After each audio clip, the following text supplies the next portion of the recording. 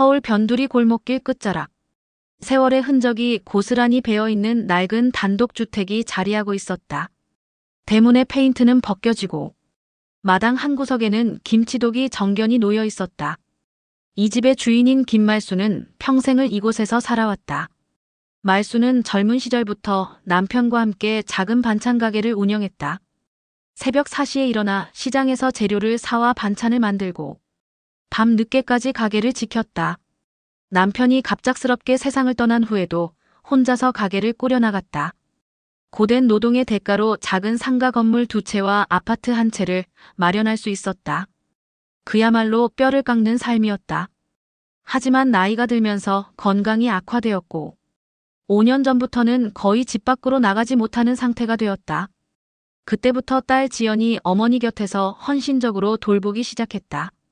반면 아들 준호는 외국계 회사에 다니며 해외 출장을 자주 다니느라 집에 오는 일이 드물었다. 명절에나 잠깐 얼굴을 비추는 정도였다. 그런데 최근 들어 말순의 머릿속에는 재산 분배에 대한 고민이 깊어지고 있었다. 자신이 평생 모은 재산을 어떻게 나누어야 할지, 누구에게 더 많이 물려주어야 할지에 대한 갈등이었다. 오랜 세월 자신을 돌봐준 딸 지연에게는 고마움을 느끼지만 전통적인 사고방식에서 벗어날 수 없었다. 역시 집안은 아들이 지켜야 한다는 생각이 머릿속을 지배하고 있었다. 어느 날 저녁 말수는 마을 이장을 불러 상담을 했다. 이장님, 제가 평생 모은 재산을 아들한테 다 물려주려고 하는데 어떻게 생각하세요? 이장은 조심스럽게 대답했다. 그런데 말순 여사님, 지연이가 그동안 얼마나 고생했는데 조금은 생각해 보시는 게 어떨까요? 하지만 말순의 마음은 이미 굳어져 있었다. 며칠 후 그는 법무사를 찾아가 증여 절차를 밟기 시작했다. 아파트도 상가 건물도 모든 것을 아들 준호의 명의로 이전하겠다는 결정이었다.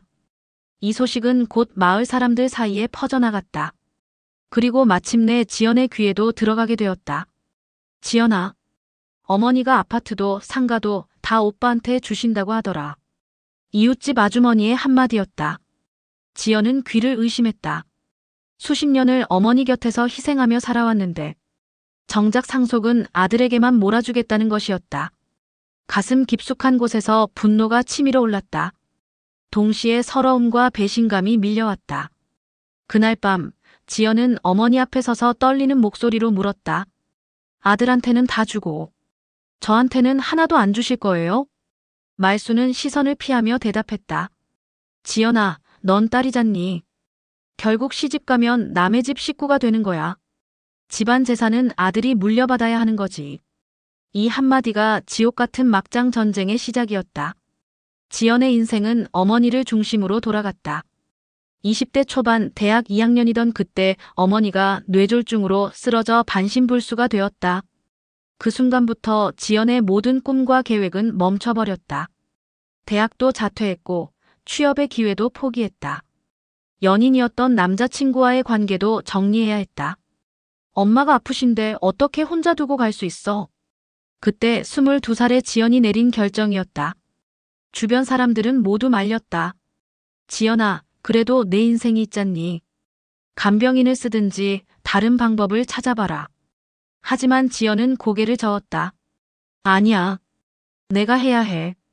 엄마는 나밖에 없어. 반면 오빠 준호는 전혀 다른 삶을 살고 있었다.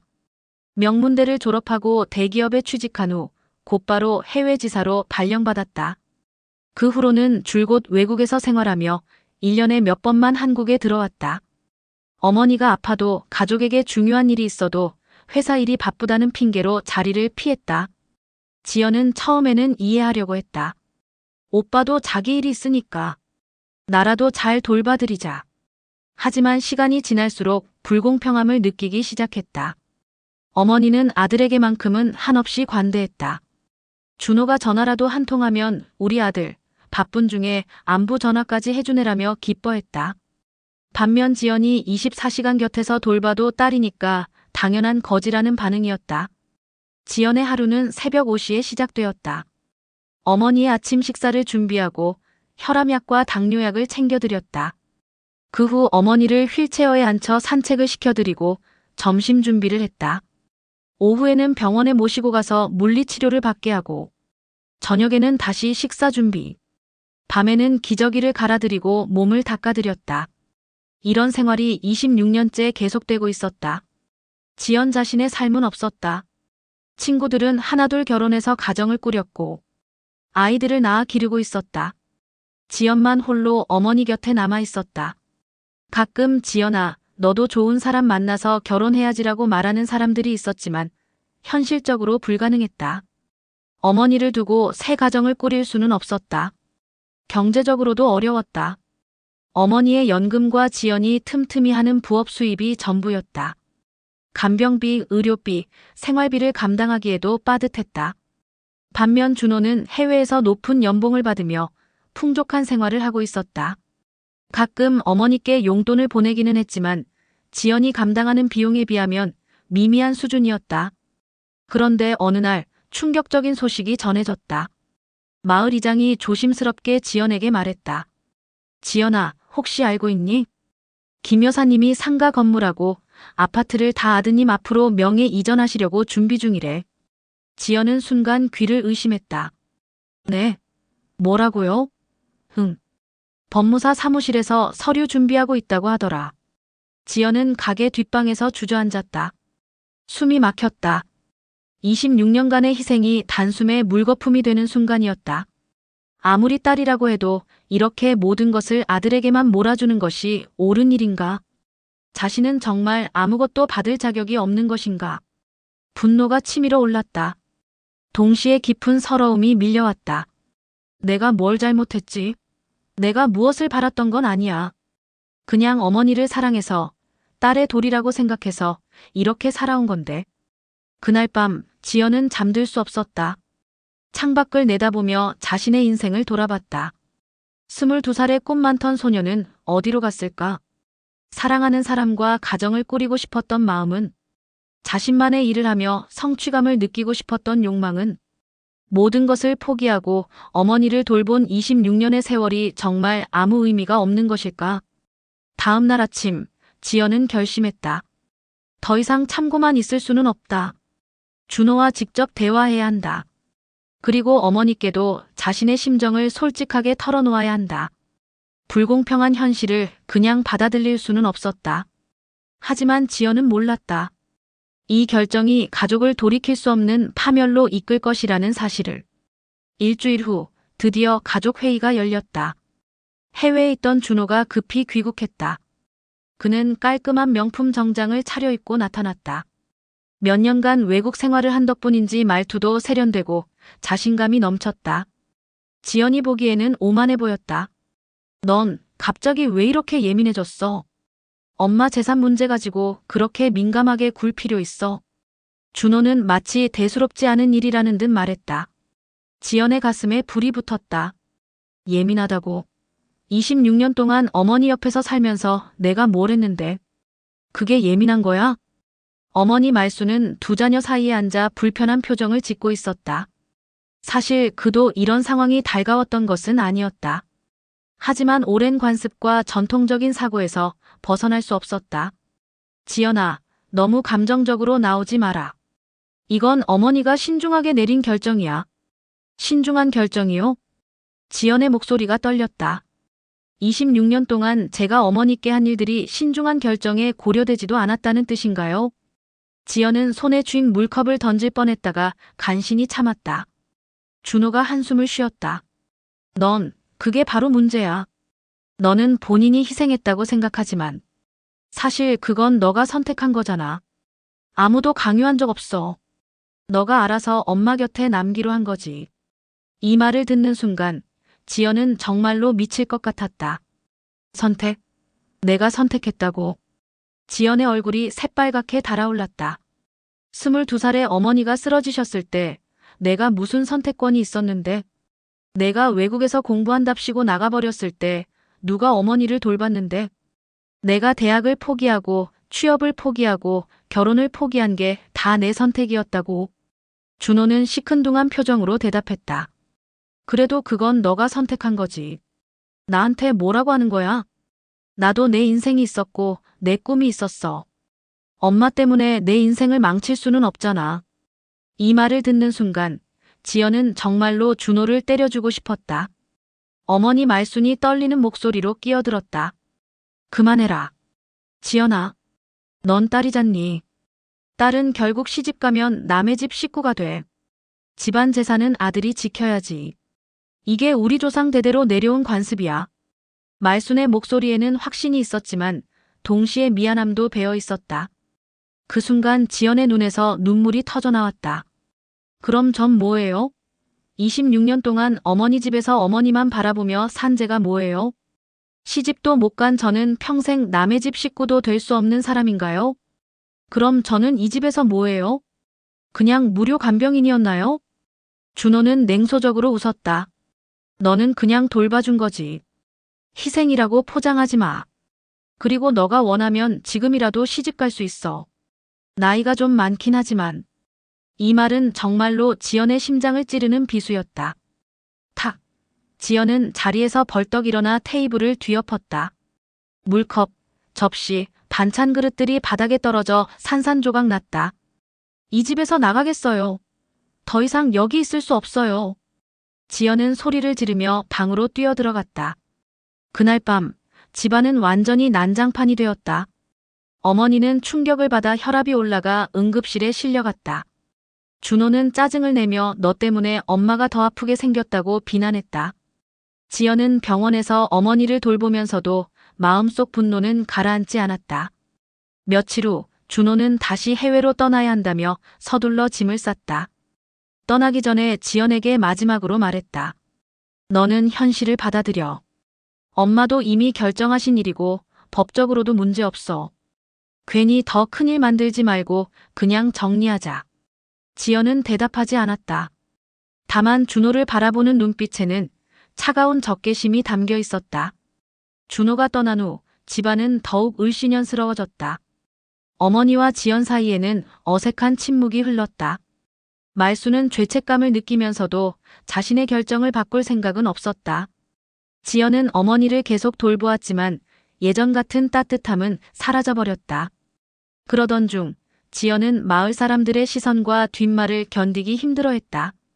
김 여사 딸이 재산 때문에 어머니랑 싸운다더라.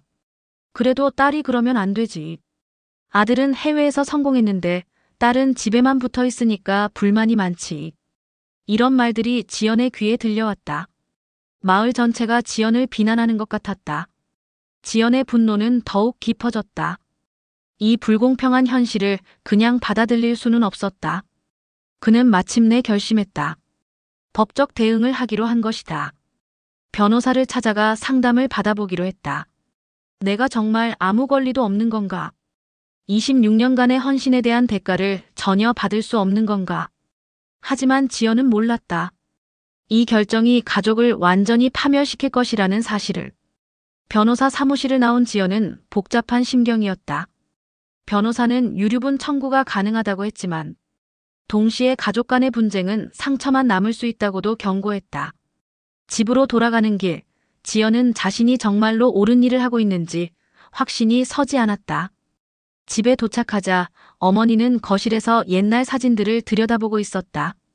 가족사진, 결혼사진, 아이들 어릴 때 사진들이 테이블 위에 흩어져 있었다. 말순의 얼굴에는 깊은 그리움과 후회가 섞인 표정이 떠올라 있었다. 어머니, 뭐 하세요? 지연이 조심스럽게 물었다. 아, 지연아 왔구나. 그냥 옛날 생각을 좀 해보고 있었어. 말순의 목소리는 평소보다 힘이 없었다. 최근 며칠간의 스트레스가 그를 많이 지치게 한 것 같았다. 지연은 어머니 옆에 앉아 함께 사진을 보기 시작했다. 아버지가 살아있을 때의 가족사진, 준호와 지연이 어릴 때 찍은 사진들, 가족여행 사진들. 그때는 모두가 행복해 보였다. 하지만 지연의 마음속에는 여전히 억울함과 분노가 자리하고 있었다. 어머니, 정말 저는 아무것도 받을 자격이 없나요? 지연이 조심스럽게 물었다. 말수는 한동안 침묵하다가 천천히 입을 열었다. 지연아, 그게 아니야. 내가 나를 위해 해준 일들을 내가 모르겠니?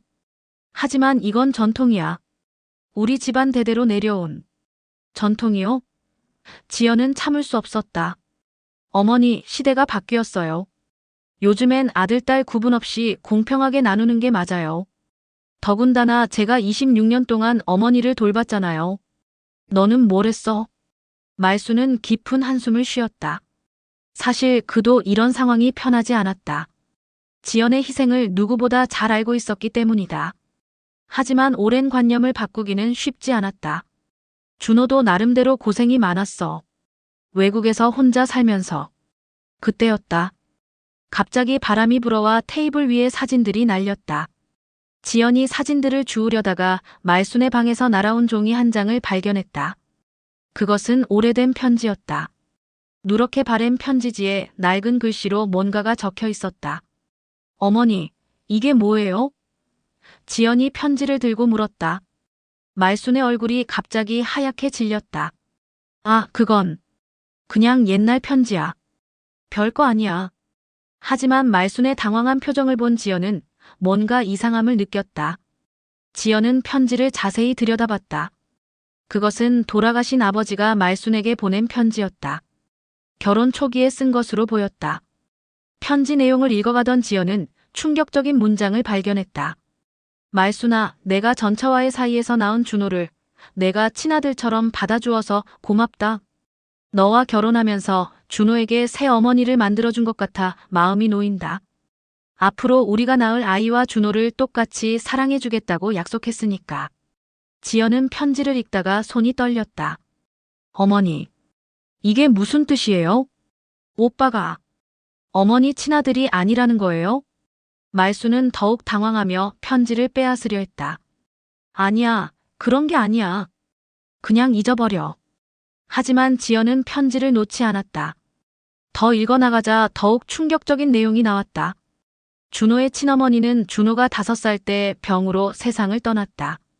그 후 내가 말순과 재혼하면서 준호에게는 새 어머니가 생겼고 2년 후 지연이 태어났다. 그럼 오빠는 어머니 친아들이 아니라는 거네요. 그런데 왜 모든 재산을 오빠에게 주겠다는 거예요? 지연의 목소리는 분노로 떨렸다. 말수는 더 이상 숨길 수 없음을 깨달았다. 지연아, 사실이야. 준호는 내 아버지의 전처 소생이야. 하지만 나는 준호를 내 친아들처럼 키웠어. 차별하지 않으려고 노력했고. 말순의 목소리는 점점 작아졌다. 그런데 왜요? 왜 피도 섞이지 않은 아들한테 모든 걸 주겠다는 거예요? 저는 어머니 친딸이잖아요.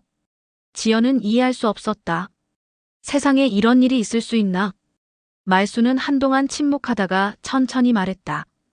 그래도 준호는 아들이야. 그리고 나는 준호의 어머니 역할을 해왔어. 준호에게 미안한 마음도 있고 더 잘해줘야 한다는 생각도 있었어. 미안하다고요? 뭐가 미안해요? 오빠가 어머니께 뭘 해드렸는데요? 지연의 목소리는 절규에 가까웠다.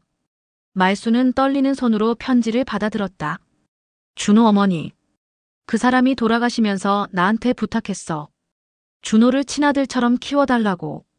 그래서 나는 준호에게 더 잘해줘야 한다고 생각했어. 친어머니를 잃은 아이니까. 그래서 친딸인 저는 희생시키셨다는 거네요. 지연은 더 이상 참을 수 없었다. 26년 동안 제가 희생한 건 아무것도 아니고 혈육도 아닌 오빠 하나 잘 보이려고 저를 버리신 거네요. 그때 갑자기 문이 열리며 준호가 들어왔다.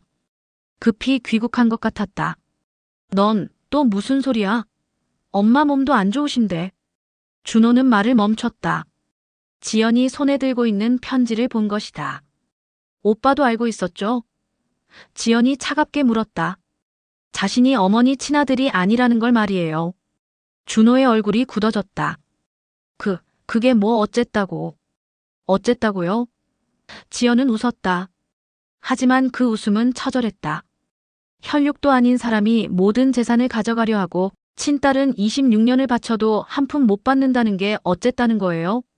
준호는 당황했지만 곧 태도를 바꿨다. 너는 이게 중요한 게 아니야. 나는 이 집에서 자랐고 엄마가 키워주셨어. 그게 전부야. 그의 목소리에는 오히려 더 큰 확신이 담겨 있었다. 그럼 저는 뭐예요? 저야말로 이 집에서 태어나고 자랐는데. 지연의 분노가 폭발했다. 어머니, 이제야 알겠어요. 왜 저를 이렇게 대하셨는지. 저는 친딸이라서 당연하다고 생각하시고 오빠는 남의 아들이라서 더 잘해주시려 했던 거네요. 말수는 더 이상 변명할 말이 없었다. 사실이 밝혀진 이상 모든 것이 달라질 것을 알고 있었다. 지연아, 미안하다. 하지만 이미 결정된 일이야. 준호는 이 집의 아들이야. 그 순간 지연은 모든 것을 포기하고 싶었다. 26년간의 희생, 사랑, 헌신이 모두 헛된 일이었다는 생각이 들었다. 좋아요. 그럼 저는 정말로 이 집과 인연을 끊겠어요. 지연은 편지를 바닥에 던지고 방으로 들어갔다. 그날 밤부터 지연은 변호사와 본격적인 법적 대응을 준비하기 시작했다. 동시에 준호도 해외에서 자신의 변호사 팀을 꾸려 대응책을 마련했다. 가족은 완전히 두 동강이 났다. 며칠 후 지연은 충격적인 사실을 하나 더 발견했다. 준호가 이미 몇 년 전부터 어머니 몰래 일부 재산을 자신의 명의로 이전해 놓았다는 것이었다. 법무사 사무실에서 우연히 발견한 서류들이었다. 이건 사기야. 완전한 사기라고. 지연은 분노로 떨었다. 자신이 어머니를 돌보느라 정신없는 사이 준호는 착착 자신의 이익을 챙기고 있었던 것이다. 지연이 발견한 서류들은 충격적이었다. 준호는 지난 3년간 총 5번에 걸쳐 어머니의 재산 일부를 자신의 명의로 이전받았다. 상가 건물 중 한 채는 이미 2년 전에 증여받은 상태였고 아파트의 지분 30%도 준호 소유였다. 모든 것이 지연 몰래 진행된 일이었다. 어머니, 이게 뭐예요? 지연은 서류 뭉치를 들고 어머니 앞에 섰다. 말수는 시선을 피했다. 그건 준호가 사업자금이 필요하다고 해서. 사업자금이요? 지연의 목소리가 떨렸다. 그럼 저한테는 왜 말씀 안 해주셨어요? 저도 이 집의 딸인데 그런 중요한 결정을 저 몰래 하신 거예요? 말수는 더욱 작아졌다. 준호가 비밀로 해달라고 했어. 누나가 알면 반대할 거라고. 이 말을 듣는 순간 지연은 정말로 기가 막혔다. 결국 어머니도 준호 편에서 자신을 속인 것이었다. 지연은 즉시 변호사 사무실로 향했다. 변호사님, 이건 명백한 사기예요. 어머니 판단력이 흐려진 틈을 타서 재산을 빼돌린 거라고요. 변호사는 서류를 자세히 검토하더니 고개를 끄덕였다. 충분히 법적 대응이 가능합니다. 증여 무효 소송을 제기할 수 있어요. 그러나 준호도 만만하지 않았다. 그는 이미 국내 최고의 로펌과 계약을 맺고 있었다. 해외에서 벌어들인 수입으로 최고의 변호사팀을 꾸린 것이었다. 누나가 아무리 발버둥쳐도 결과는 뻔해. 법적으로도 내가 유리하고 경제적으로도 내가 우위에 있어. 실제로 준호의 변호사들은 치밀했다. 어머니의 증여 의사가 명확했다는 증거들을 수집했고 지연이 그동안 어머니를 경제적으로 이용했다는 주장까지 펼쳤다. 지연 씨가 26년간 어머니를 돌본 것은 사실이지만 그 대가로 집세와 생활비를 모두 어머니가 부담했습니다. 실질적으로는 지연 씨가 더 많은 경제적 혜택을 받았죠. 이 주장을 들은 지연은 어이가 없었다. 제가 경제적 혜택을 받았다고요? 제가 26년 동안 포기한 기회비용이 얼마인지 아세요? 취업했다면, 결혼했다면 벌었을 돈이 얼마인지 계산해보세요. 하지만 법정에서는 감정보다는 증거가 중요했다. 준호 측은 어머니의 증여가 합법적이었다는 증거들을 차례차례 제시했다. 반면 지연은 변변한 증거가 부족했다. 26년간의 헌신을 어떻게 법정에서 증명할 수 있단 말인가? 더욱 충격적인 것은 친척들의 반응이었다. 대부분의 친척들이 준호의 편을 들었다. 그래도 아들이 집안을 이어받아야지. 지연이가 너무 욕심을 부리는 거 아니야? 어머니 결정을 자식이 어떻게 반대해? 지연은 완전히 고립되었다. 가족도 친척도 심지어 마을 사람들까지 모두 자신을 비난했다. 김 여사네 딸이 재산 욕심 때문에 가족을 파탄냈다더라. 이런 소문이 마을 전체에 퍼져나갔다. 그러던 중 지연에게 예상치 못한 지원군이 나타났다. 같은 처지에 있던 여성들이었다. 시집도 못 가고 부모를 돌보느라 인생을 포기한 딸들, 아들에게만 모든 것을 물려주는 불공평한 관습에 분노하는 여성들이 지연을 지지하기 시작했다. 지연이가 싸우는 게 우리 모두를 위한 싸움이야. 이번에 지연이가 져버리면 우리 딸들도 똑같은 일을 당할 거야. 여성단체들까지 나서서 지연을 돕겠다고 나섰다. 언론에서도 이 사건에 관심을 보이기 시작했다. 26년간 헌신한 딸 vs 해외 거주 아들, 유산 상속 분쟁. 이라는 제목으로 뉴스에 나갔다. 여론은 반반으로 갈렸다. 지연을 지지하는 목소리와 전통적 가족관을 옹호하는 목소리가 팽팽하게 맞섰다. 준호는 이런 상황이 불편했다. 해외에 거주하는 자신에게는 한국의 여론이 큰 타격이 될 수 있었다. 누나, 이제 그만하자. 이렇게 싸워봤자 서로 상처만 남을 뿐이야. 하지만 지연은 물러설 수 없었다. 26년을 살아온 제 인생이 거짓말이 되는 걸 그냥 보고 있을 수는 없어요. 끝까지 가볼 거예요. 지연의 목소리에는 절망적인 의지가 담겨 있었다. 법정 공방은 더욱 치열해졌다. 준호 측은 지연의 과거를 파헤치기 시작했다. 지연 씨는 26년간 한 번도 취업하려고 노력하지 않았습니다. 어머니 뒤에 숨어서 편하게 살았던 거죠. 이런 공격이 계속되었다. 지연도 반격했다. 준호 씨는 어머니가 아프셨을 때도 한국에 오지 않았습니다. 지난 10년간 어머니와 함께 보낸 시간이 총 몇 개월이나 될까요? 서로의 상처를 파헤치는 공방이 이어졌다. 그러던 중 결정적인 순간이 찾아왔다. 어머니 말순이 법정의 증인으로 나오게 된 것이다. 휠체어를 타고 나온 말순은 초췌해 보였다. 연일 계속되는 가족 분쟁이 그의 건강을 크게 악화시켰다. 어머니, 정말로 모든 재산을 아드님에게만 주시려는 것이 본인의 진짜 뜻입니까? 지연의 변호사가 물었다. 말순은 한동안 침묵하다가 떨리는 목소리로 대답했다. 그래. 그게 내 뜻이야. 하지만 그 다음 질문에서 말순은 무너졌다. 그럼 26년간 딸 지연 씨가 어머니를 돌본 것에 대해서는 어떻게 생각하십니까? 말순의 눈에서 눈물이 흘러내렸다. 미안해. 지연아, 정말 미안해. 법정은 순간 정적에 빠졌다. 모두가 한 어머니의 절규를 듣고 있었다. 나도 모르겠어. 뭐가 맞는 건지. 준호도 내 아들이고 지연도 내 딸인데. 이렇게 싸우는 걸 보니까 차라리 내가 죽는 게 나을 것 같아. 그 순간 지연과 준호 모두 충격을 받았다. 어머니의 고통스러운 모습을 보며 과연 자신들이 하고 있는 일이 옳은 일인지 의문이 들기 시작했다. 법정에서의 증언 이후 어머니 말순의 상태는 급격히 악화되었다. 혈압이 위험 수준까지 올라갔고 당뇨 수치도 불안정해졌다. 의사는 극도의 스트레스가 원인이라며 더 이상 정신적 충격을 주면 안 된다고 경고했다. 하지만 가족 간의 전쟁은 멈추지 않았다. 오히려 더욱 격렬해졌다. 준호는 어머니의 건강 악화를 지연 탓으로 돌렸다. 너 때문에 엄마가 이렇게 됐어. 그만 포기해. 지연은 반박했다. 오빠야말로 어머니를 이렇게 만든 거야. 진작에 공평하게 나누자고 했으면 이런 일이 없었을 거야. 그러던 중 결정적인 증거가 발견되었다.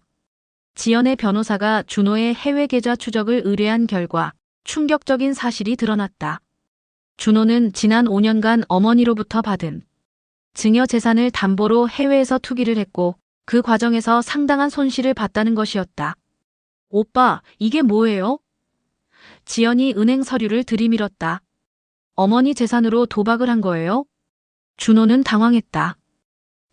그건 사업 투자였어. 도박이 아니라고. 사업 투자요? 비트코인이랑 선물 옵션이 사업 투자예요?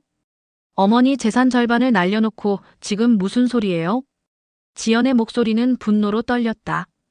더욱 충격적인 것은 준호가 현재 심각한 재정 위기에 처해 있다는 사실이었다. 해외 투자 실패로 인한 빚이 수십억 원에 달했고 한국의 어머니 재산이 마지막 희망이었던 것이다. 그래서 그렇게 급하게 모든 재산을 가져가려 했구나. 지연은 모든 퍼즐이 맞춰지는 느낌이었다. 준호는 더 이상 변명할 말이 없었다. 하지만 그는 오히려 더욱 절망적이 되었다. 맞아, 나한테는 이 재산이 절실해. 내가 망하면 다 끝이야. 그의 목소리에는 광기가 서려 있었다. 그럼 저는 어떻게 되는 거예요? 26년 동안 희생한 제 인생은 오빠의 빚 때문에 물거품이 되는 거예요? 지연도 더 이상 참을 수 없었다. 그날 밤 운명의 가족 회의가 열렸다. 병원에서 퇴원한 어머니를 중심으로 준호와 지연이 마지막 대화를 나누기로 한 것이었다. 하지만 대화는 처음부터 격렬했다. 준호는 자신의 변호사팀까지 대동하고 나타났다. 그들은 두꺼운 서류 뭉치를 테이블에 올려놓았다. 이게 최종 증여 계약서입니다. 어머니께서 서명만 해주시면 모든 절차가 완료됩니다. 지연은 서류를 보더니 경악했다. 이게 뭐예요? 어머니 재산을 100% 오빠한테 넘긴다고요? 저한테는 한 푼도 안 준다는 거예요? 준호의 변호사가 차가운 목소리로 말했다. 지연 씨는 그동안 충분히 혜택을 받으셨습니다. 26년간 무료로 거주하며 생활비를 지원받았으니까요. 무료로 거주했다고요? 지연은 웃었다. 하지만 그 웃음은 처절했다. 26년 동안 제가 어머니께 해드린 간병 서비스 비용을 계산해보세요. 하루 24시간, 365일, 26년이면 얼마인지 아세요? 준호가 냉소적으로 대답했다. 그건 딸의 도리지. 돈으로 따질 일이 아냐. 이 말을 듣는 순간 지연의 이성이 끊어졌다. 도리라고요? 지연은 자리에서 벌떡 일어났다. 그럼 아들의 도리는 뭐예요? 어머니가 아프셨을 때 해외에서 놀고 있던 게 아들의 도리예요? 나는 돈을 벌어서 보내줬어. 준호도 목소리를 높였다. 너는 집에 붙어서 빈둥거렸으면서 무슨 소리야? 빈둥거렸다고요? 지연은 더 이상 참을 수 없었다. 테이블 위의 서류들을 바닥에 내던졌다. 이게 빈둥거린 거예요? 어머니 기저귀 갈아드리고 약 드리고 목욕시켜드리고 병원 다니고 이게 다 빈둥거린 거예요? 준호의 변호사들이 일어서며 말했다. 지연 씨, 폭력적인 행동은 법정에서 불리하게 작용할 수 있습니다. 이 말이 지연의 분노에 기름을 부었다. 폭력적이라고요? 진짜 폭력이 뭔지 보여드릴까요? 지연은 의자를 집어들었다. 준호는 깜짝 놀라서 뒤로 물러섰다. 너 정신 차려. 이게 뭐 하는 짓이야? 정신 차리라고. 지연은 의자를 바닥에 내려치며 소리쳤다. 26년 동안 정신없이 살아온. 제가 지금 정신 차리는 거예요. 더 이상 당하고 살지 않겠어요. 어머니 말순이 휠체어에서 떨리는 목소리로 말했다. 그만해. 제발 그만해. 내가 죽을 것 같아. 하지만 아무도 듣지 않았다. 준호가 지연을 밀쳤다. 너 너무 나가는 거 아냐? 지연도 준호를 밀어냈다. 나가는 게 아니라 이제 시작하는 거야. 순식간에 몸싸움이 벌어졌다. 준호는 지연의 팔을 잡았고 지연은 준호의 얼굴을 핥히었다. 나 달라고. 너가 먼저 손대지 마. 형제는 서로를 밀치고 당기며 격렬하게 싸웠다. 테이블이 뒤집어졌고 그릇들이 바닥에 떨어져 산산조각 났다. 준호의 양복이 찢어졌고 지연의 손에서는 피가 났다. 변호사들은 어쩔 줄 몰라 하며 경찰에 신고했다. 이 집안이 어떻게 된 거야? 이웃들이 몰려들었다. 김 여사네가 완전히 난리 났네. 소리치는 소리, 우는 소리, 깨지는 소리가 뒤섞였다. 경찰이 도착했을 때는 이미 집안이 난장판이 되어 있었다. 어머니는 충격으로 기절해 있었고 지연과 준호는 서로 핥히고 물어뜯은 상태로 발견되었다. 상해 사건으로 신고 들어왔는데요.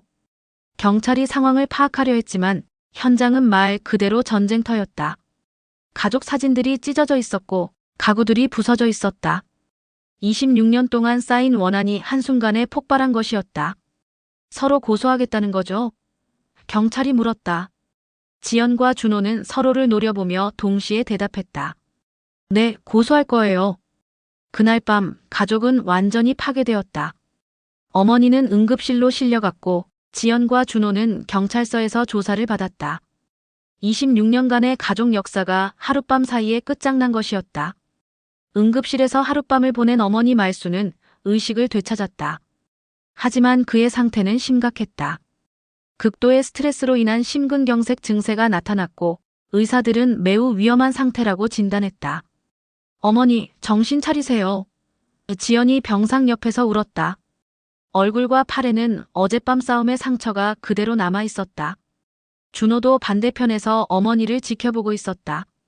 그의 옷은 찢어져 있었고 얼굴에는 핥힌 자국이 있었다. 말수는 두 자녀를 번갈아 보더니 힘없는 목소리로 말했다. 이제 그만해라. 목소리는 간신히 들릴 정도로 작았다. 내가 잘못했다. 어머니, 무슨 소리예요? 어머니가 잘못한 게 아니에요. 지연이 어머니의 손을 잡았다. 하지만 말수는 고개를 저었다. 아니야.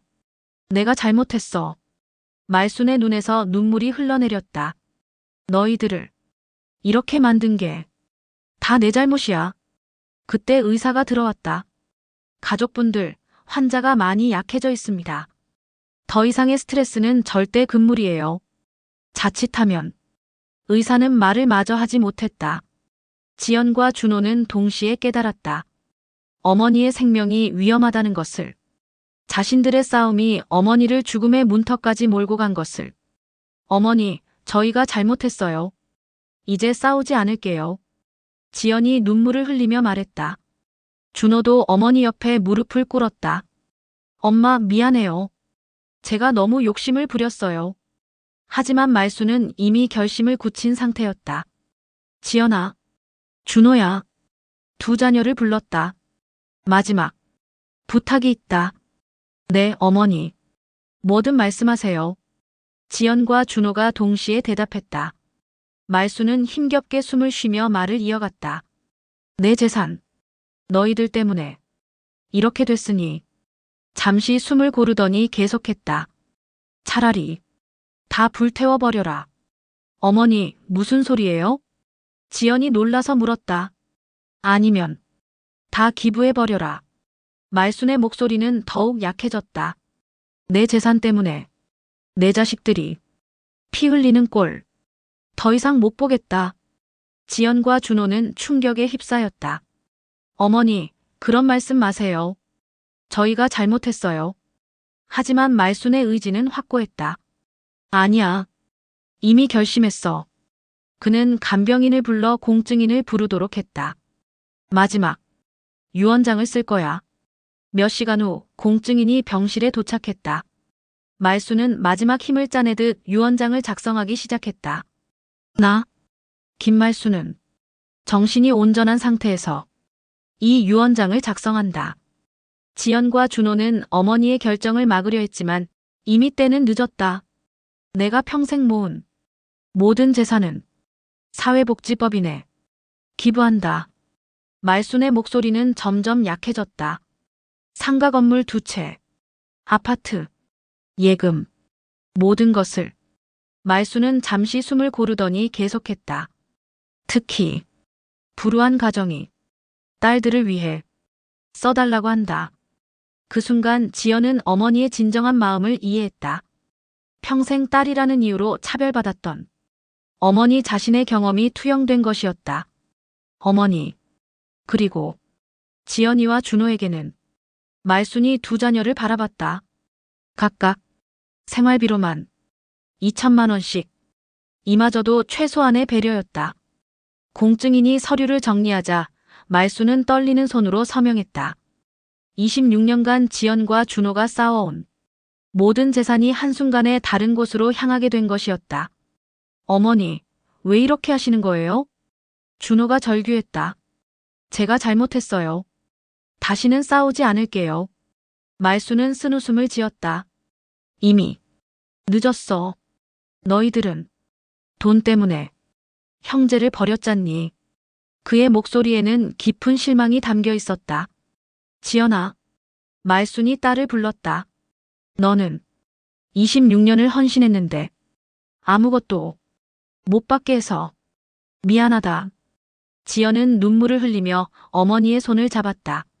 내 아들로 키워줬는데 욕심 때문에 가족을 망쳤구나. 준호는 어머니 앞에서 오열했다. 말순의 마지막 말이었다. 이제 너희들은 돈 없이 살아봐라. 그래야 진짜 형제가 뭔지 알 거야. 말순은 조용히 숨을 거두었다. 장례식장은 조용했다. 많은 조문객도 없었다. 마을 사람들은 재산 싸움으로 어머니를 죽게 한 자식들이라며 고개를 저었다. 친척들도 대부분 외면했다. 지연은 검은 상복을 입고 영정 앞에서 무릎을 꿇고 있었다. 어머니, 정말 죄송해요. 제가 욕심을 부렸어요. 준호도 반대편에서 오열하고 있었다. 해외에서의 사업 실패, 그리고 어머니의 죽음까지. 모든 것을 잃어버린 그는 이제 빈털터리가 되어 있었다.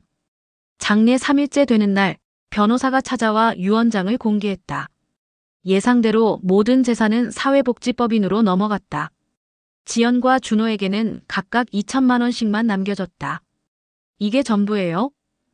준호가 허탈하게 물었다. 변호사는 고개를 끄덕였다. 네, 어머니께서 명확히 지시하셨습니다. 나머지는 모두 기부하라고요. 그 순간 지연은 웃었다. 26년을 바친 대가가 2천만 원이구나. 준호도 마찬가지로 허탈해했다. 내가 가져가려던 수십억이 이렇게 사라지다니.